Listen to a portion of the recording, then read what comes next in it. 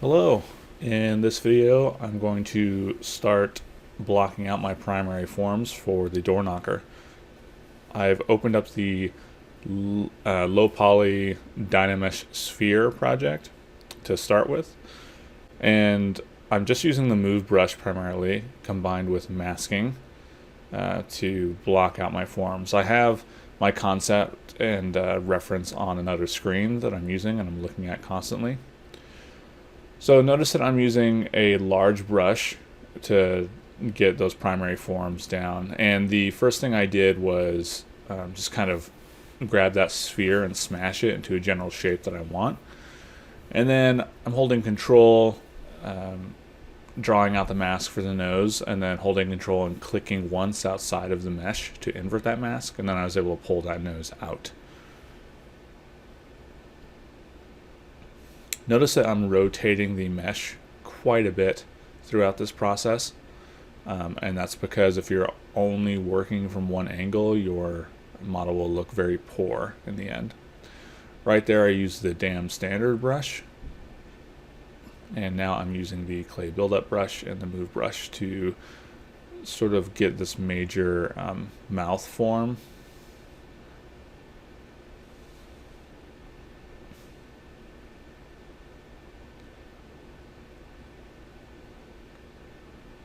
And here I've sped up the video a bit so it doesn't drag on too long. But this whole process took from start to finish about 20 minutes, 24 minutes actually. And we're watching it at 2 times the speed. So you'll see that I'm dynameshing after I make major form changes. And Dynamesh is already set up on this sphere, the Dynamesh sphere. And to Dynamesh again, you just hold control, click and drag outside the mesh, and then let go. And it will Dynamesh. Dynamesh can also be found in the geometry menu. So I tend to switch back and forth between the move brush and the clay buildup brush. You want to make sure that you're not always adding material, but you're taking away material as well to sculpt. If you're only adding, then you're going to end up with just sort of a blobby mess.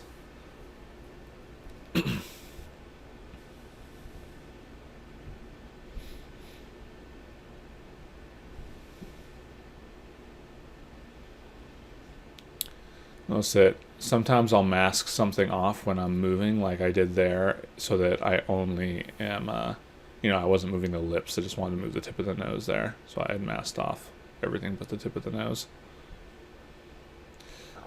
My concept is based off of a Paul Bonner painting. He does a lot of like mythical creatures like trolls and gnomes, things like that. And this painting this character has a hood. So here I'm going to mask off the edge of where the hood should be. When you draw a mask and then invert it, you can so I'm seeing right now that the edge is too soft. If you hold control and click, you can sharpen your mask. Now I'm going to use the move brush to kind of pull out the edge of the hood.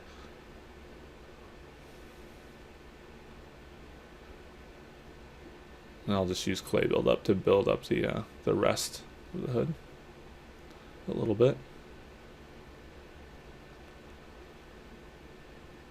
I hold control and go to this clip trim rectangle. I can trim off the backside to make a flat surface. So I'm going to do that a few times as I just keep playing with the forms. Essentially, I want a flat surface so that it can attach to a door, right, firmly. Because this will be a door knocker.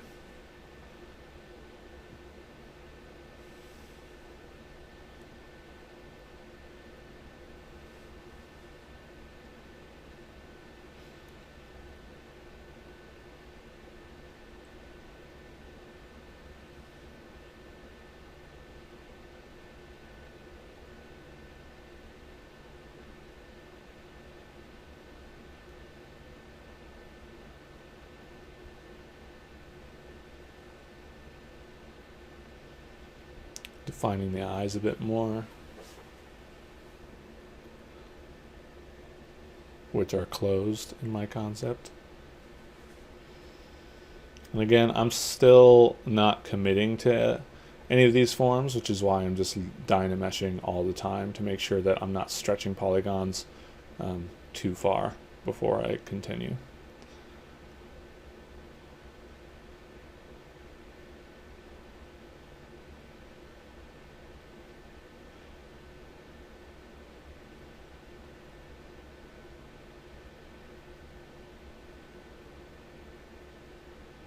Once you have all the primary forms complete and the larger secondary forms complete, then you can kind of move away from dynameshing and rely more on dividing the mesh and adding topology, or adding polygons, I should say.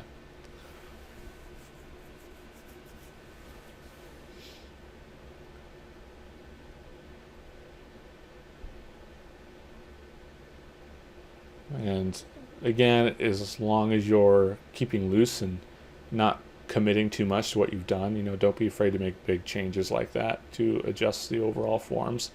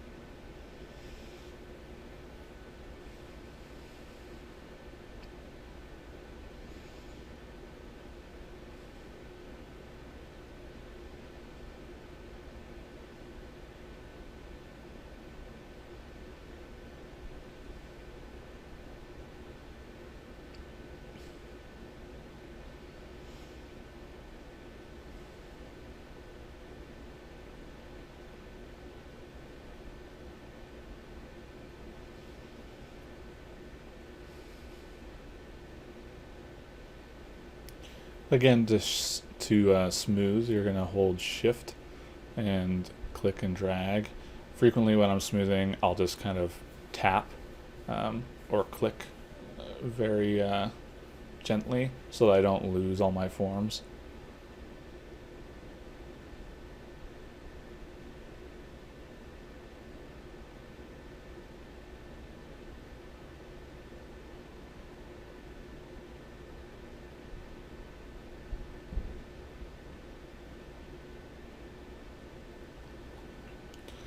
Soon this is going to be at a state where I'm going to bring it into Maya and get the scale the way that I want it, and develop my pipeline back and forth from Maya to Zbrush.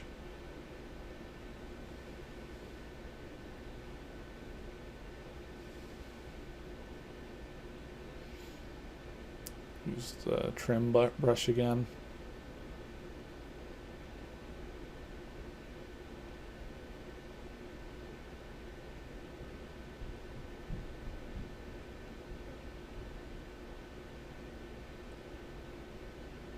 And again, I'm holding Control and Shift at the same time to do the trim brush.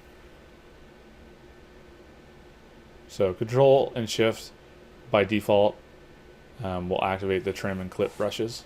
I'm going to click on this export up here, and I will name this head from Z. Just keep track.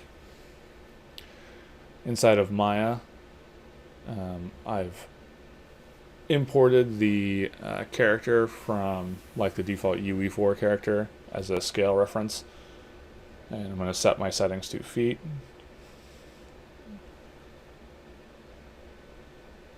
Save that, and then I'll go ahead and go to File, Import,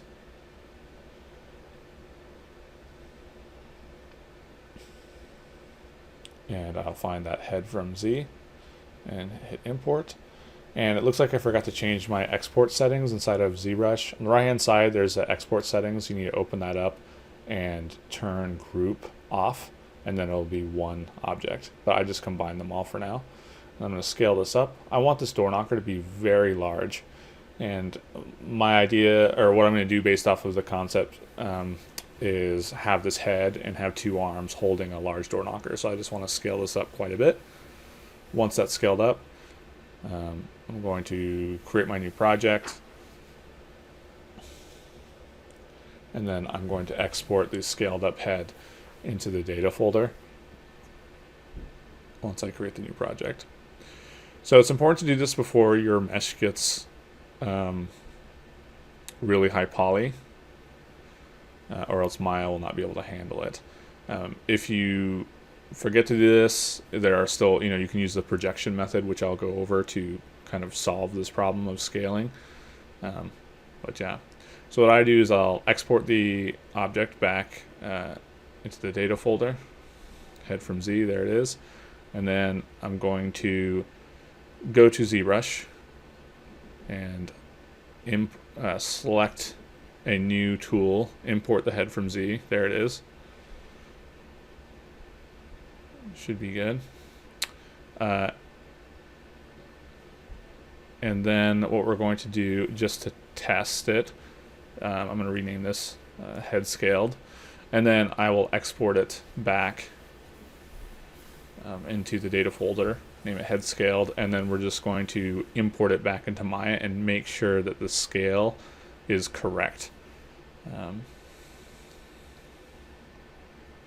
And once you've done this, you'll want to do this whole process for all the pieces, and then you'll continue on with the sculpting.